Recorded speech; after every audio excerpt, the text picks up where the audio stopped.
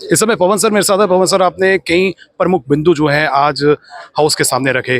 Protocol की बात करें या फिर जिस तरह से अन्य मुद्दों की बात करें, डेली वेजर्स की बात करें, हेल्थ इंफ्रास्ट्रक्चर की बात करें, कई तरह के बिंदु जो हैं आज आपने प्रकाश में लाए। आज देखिए, ये गवर्नर का एड्रेस था। पहले स्टार्ट से ही आपने देखा स्पीकर साहब 22 होकर मेरे को बोल रहे थे कि आप 5 मिनट में कंप्लीट करिए। हालांकि पार्टी ने मुझे अपना समय दिया था और मेरे को सारे बिंदुओं को टच करना था। ये गागर में सागर बनने वाली बात होती है। तो मैंने बताया कि आपके ये जो एड्रेस है, जो अभिभाषण है, जो एलजी साहब ने दिया, ये मोर ऑफ इंटेंशन है देन आउटकम्स और परफॉर्मेंस। ये आप लोगों को बता रहे हैं हम ये करेंगे। भाई कब करोगे? 15 महीने हो गए। फिर इन्होंने कहा कि हम ये डिलीवर करें। भाई आपने डिलीवर क्या किया वो बताइए ना। मैंने कहा ये डॉक्यूमेंट होता है विजन का, प्रायोरिटीज का और अकाउंटेबिलिटी का, कि आपकी दृष्टि क्या है, आपकी प्राथमिकताएं क्या है और आपकी जवाबदेही क्या है। वो उसका तो इसमें कोई मेंशन था ही नहीं। बिल्कुल, जिस तरह से डेली वेजर्स की बात करें तो हर विधायक जो है आवाज उठा रहा है, लेकिन कहीं ना कहीं आपने मिनिमम वेजेस के बारे में जो है मैंने कहा ये तो मिनिमम वेजेस एक्ट जो है और पेमेंट ऑफ वेजेस एक्ट जो है, ये तो ब्रिटिश टाइम के बने हैं। आप सबसे बड़े वायलेटर हो इसके। और सुप्रीम कोर्ट ने कहा है कि equal work for equal pay. तो डेली वेजर्स के लिए मैंने ये जितने भी प्रकार के डेली वेजर्स थे, मैंने सबके लिए कहा भाई उनको मिनिमम वेज तो दो। रेगुलेशन तो बड़े दूर की बात है। रेगुलेशन तो बड़े दूर की बात है। और आपको वेजेस देने हैं जो सेंट्रल गवर्नमेंट के या स्टेट गवर्नमेंट दोनों में से जो हायर वेज होगा वो देना है।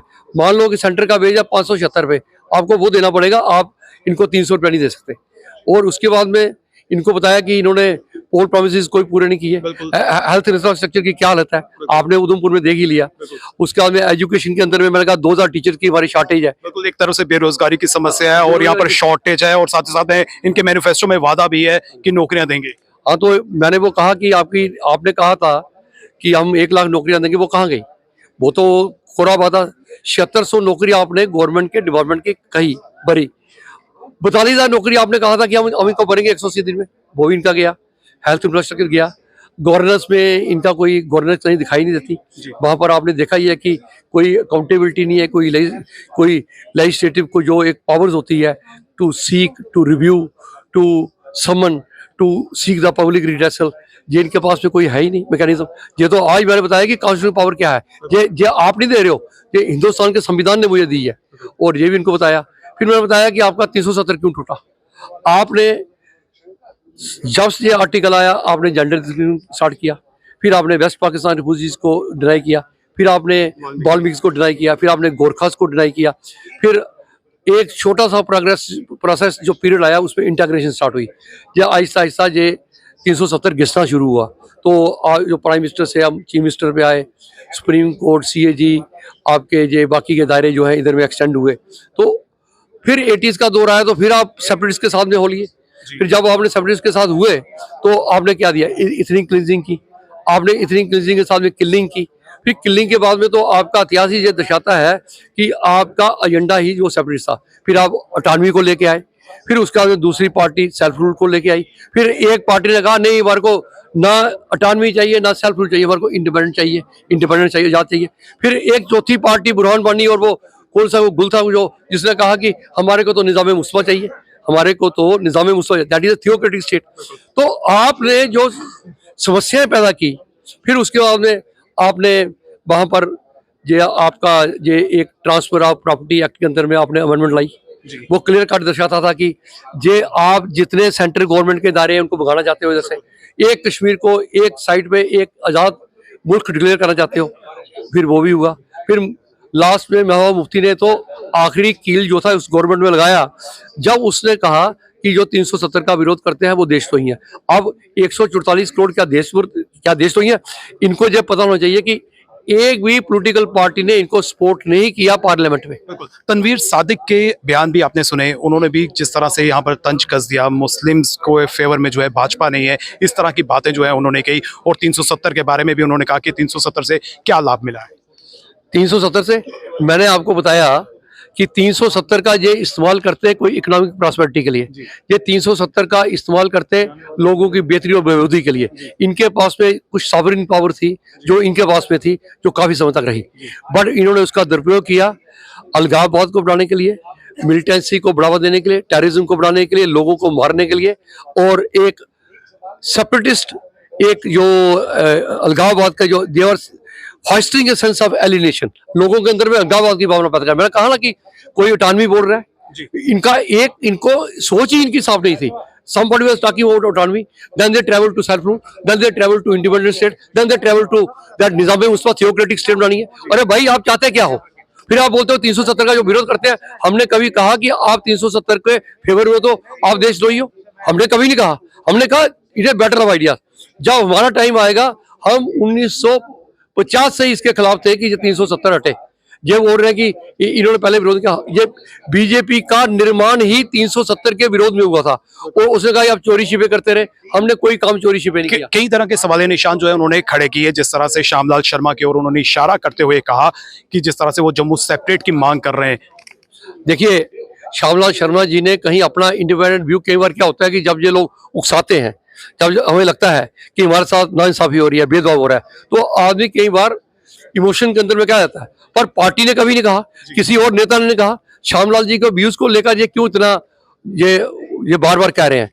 और मैं आपको बताऊं, ये बार बार इसका ये नेशनल मेडिकल काउंसिल ने जो उसको रिजेक्ट किया, क्या इनके बच्चे आप मुफ्त में नहीं पढ़ेंगे? जो उनको उन्होंने 25 साल में देना था, उसका जिक्र क्यों करते ये? उसका जिक्र क्यों करते ये? तो कहीं ना कहीं जो मुस्लिम्स के बारे में बोला है कि मुस्लिम्स के फेवर में नहीं है भाजपा, इसको किस नजरिए से आप देख रहे हैं? देखिए, हमारा बड़ा खुला इतिहास है। हमने अगर खटाना को अपना राज्यसभा का मेंबर नामांकित किया तो हम मुसलमानों के खिलाफ है।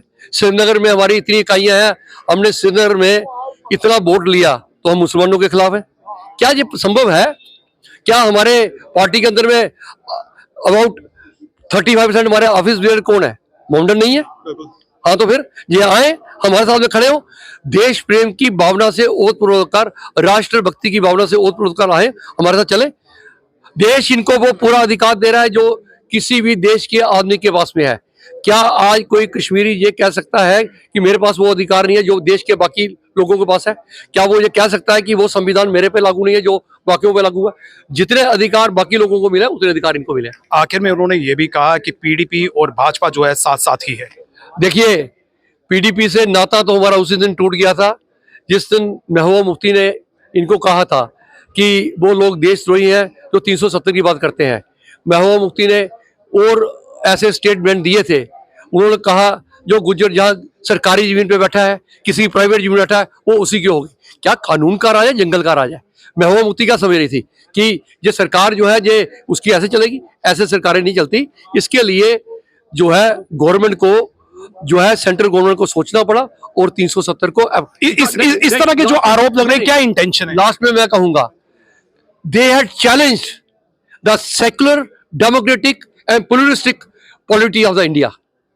हमारा जो कॉन्स्टिट्यूशन है, संविधान जो है, वो लोकतंत्र है, वो एक धर्मनिरपेक्ष है, और वो इसमें इंक्लूसिवनेस के ऊपर बेस्ड है, प्लुरलिस्टिक आइडियाज के ऊपर बेस्ड है। इन्होंने एक, इनका जो आइडिया जो था वो इसलिए टकरा रहा था, they wanted to have a theocratic state, declared a theocratic state, then they wanted their hegemony, then they were just discriminating with the region of Jammu. आज भी आपके सामने में है।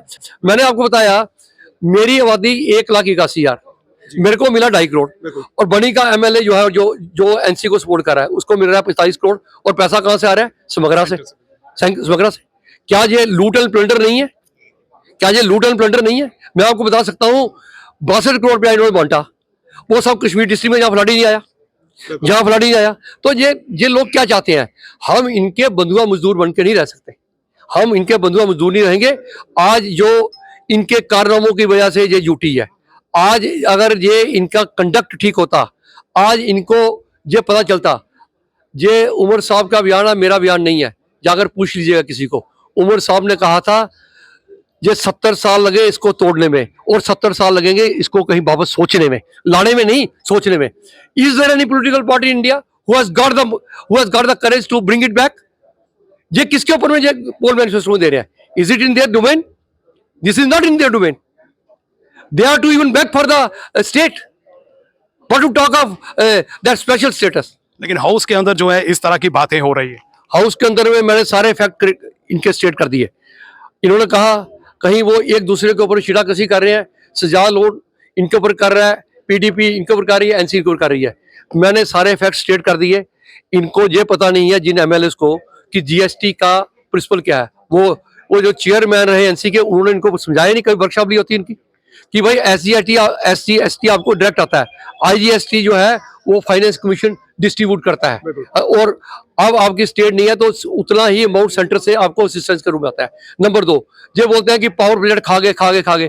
भाई आपने एक बगलियार तो 70 साल में बनाया, बाकी क्यों नहीं बनाया आपने, बाकी क्यों नहीं बनाया? इसलिए, और ये बोलते हैं पावर, और वो एब्सोल्युटली स्टेट का सब्जेक्ट है। बोलते हैं सेंटर वाले पावर का पैसा लेंगे, इनको पता ही नहीं है। नंबर 3, ये बोलते हैं कि एनआईए को वो ले आए। भाई एनआईए उस टाइम कांग्रेस से आता था, आज ऑटोमेटिकली आता है। This is the difference between UT and state.